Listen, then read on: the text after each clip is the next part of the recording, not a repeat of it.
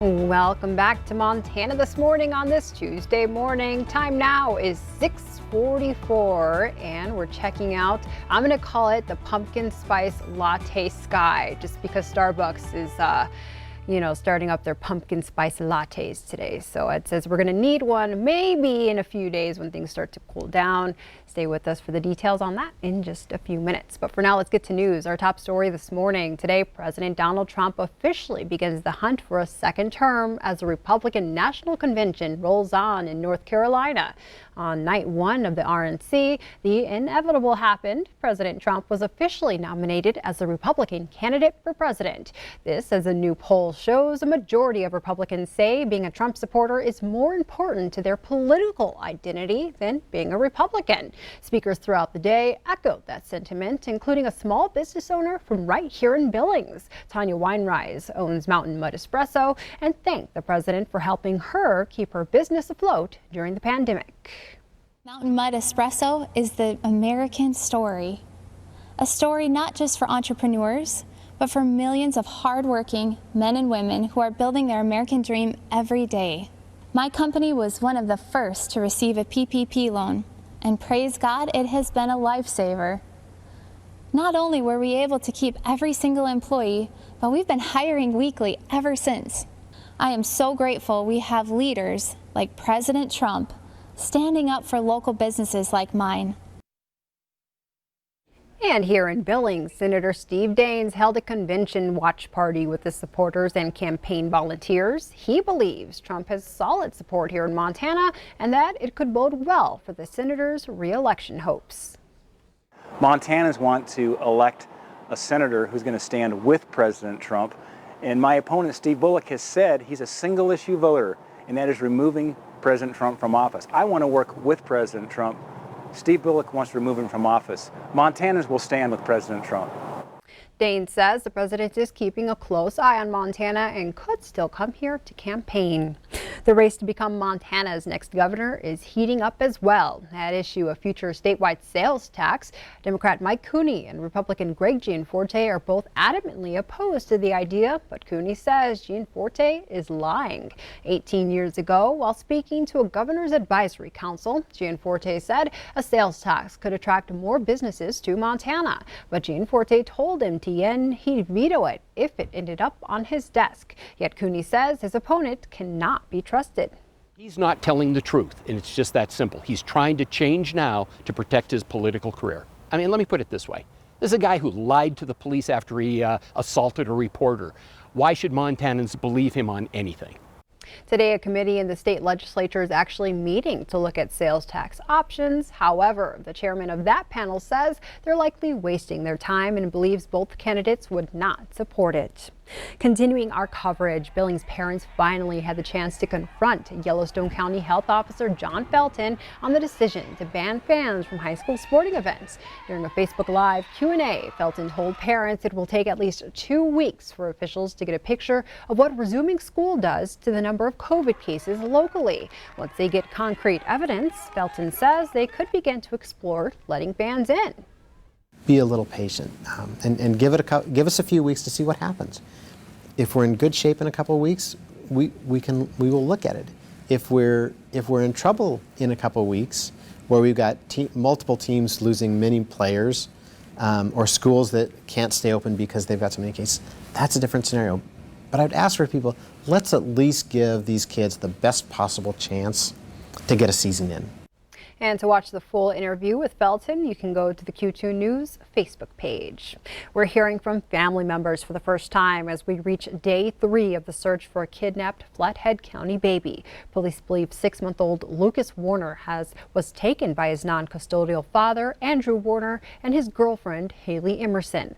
Emerson was babysitting Lucas the day he was taken. Andrew Warner is bipolar and likely unmedicated. Now the baby's aunt is speaking out and has a message for his captors. I never think those things are going to happen to your family until something like that does. It's definitely scary, but it's definitely eye-opening that the world can be an evil place. Please bring Lucas to safety. Please don't involve him in this. Just make the right choice and bring him home where he belongs. Now here's another look at the child and the suspects. They're possibly headed to the Bob Marshall, North Dakota, South Dakota, or Wyoming. Authorities want the public to watch for a white early 2000s Chevy extended pickup with unknown plates. If you have any information, contact the Flathead County Sheriff's Office. Now we go to the courtroom where the Montana Supreme Court granted a major victory to the state's solar power developers.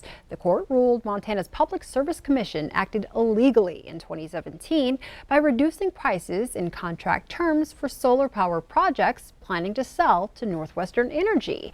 Federal and state laws meant to encourage renewable energy state. Northwestern should have had to pay similar rates to fossil fuel purchases. Environmental groups hailed the decision as a win for the potential development of solar power plant in Montana.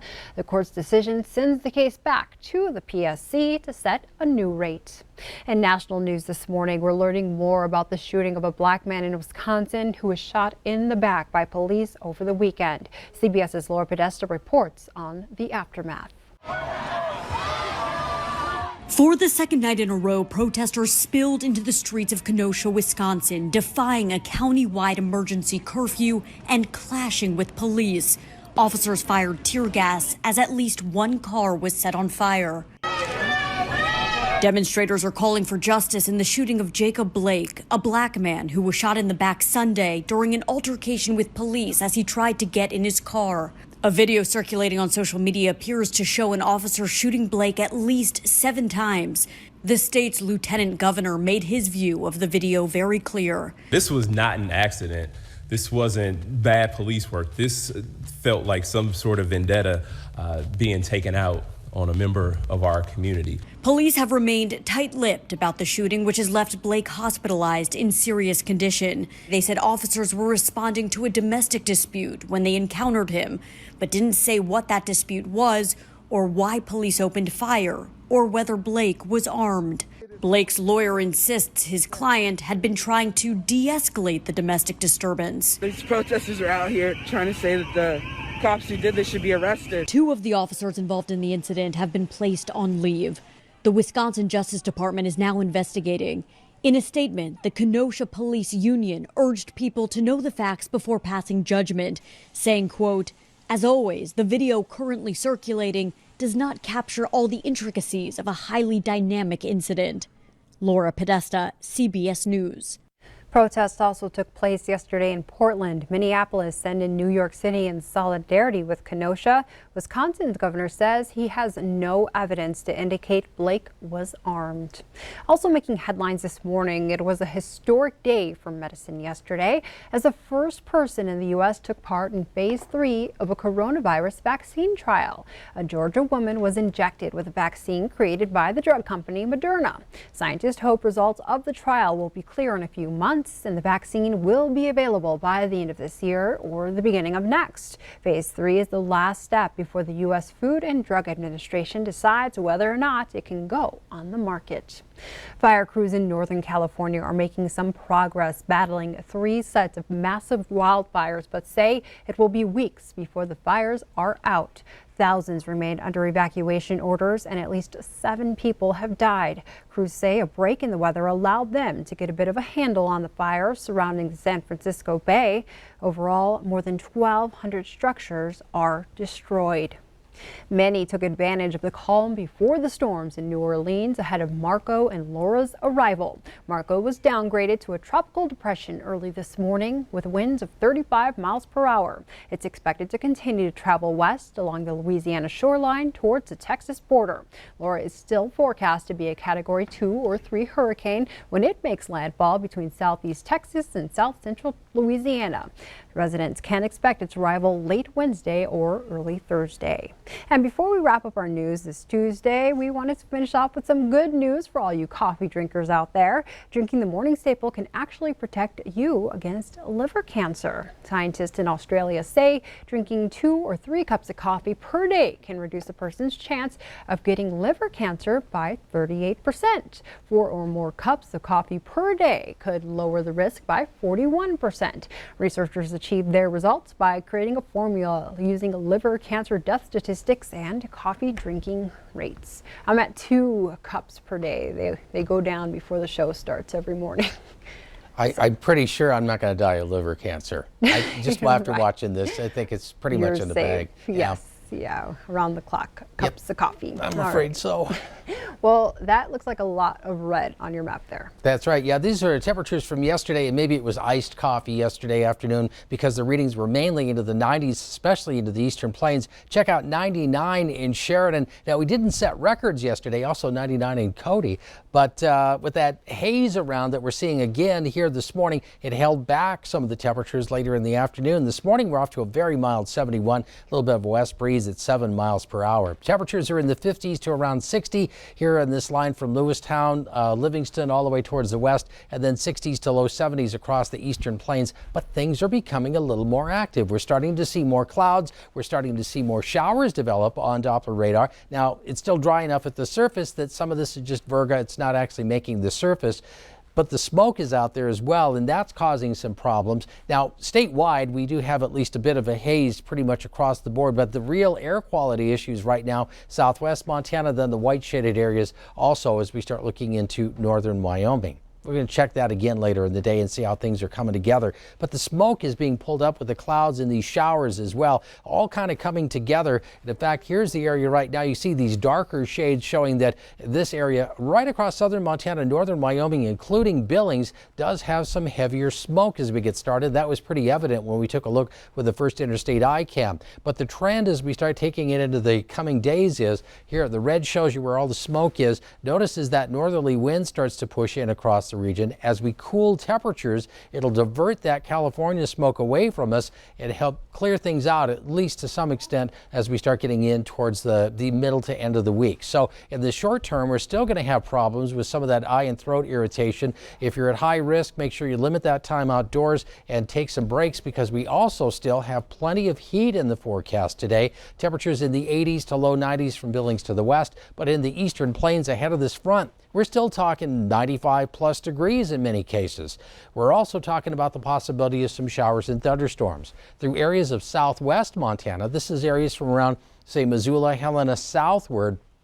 Some of the storms have the potential to create wildfires because we'll see strong wind gusts, but there's also a few cells that'll push across the eastern plains. So we get one wave this afternoon, another wave moves through tomorrow afternoon. The green shaded areas highlighted by the Storm Prediction Center where we could see some of these stronger storms develop, and wind is the #1 threat. Statewide temperatures today in the 80s to around 90 degrees in central and western Montana. Here, now watch this wave move through, and it just kind of pushes up and across the area, creating that potential for some of those stronger storms. As we look into eastern Montana and northern Wyoming, again, watch as we have some smoke into the mountain foothills, and then that wave pushes across the region, creating the potential for some of that shower and thunderstorm activity, and the blue arrows indicating where we can see some of those stronger winds. Temperatures in the low 90s today, upper 80s to low 90s. It would just kind of coast downward through Friday, and after a spike on Saturday, we'll see it change. Let's see what's on CBS This Morning. Coming up, we talk with former UN Ambassador Nikki Haley about the Republican National Convention, plus the push to produce billions of safe COVID-19 vaccine doses. Exclusive access inside a lab at the center of the race. Coming up on CBS This Morning. And as we wrap up this Tuesday, we're also celebrating National Park Day. We're checking out a part of Glacier National Park, the beautiful Lake McDonald live shot for you this morning. Well, have a great day. Thank you so much for being here with us. We will see you back here tomorrow.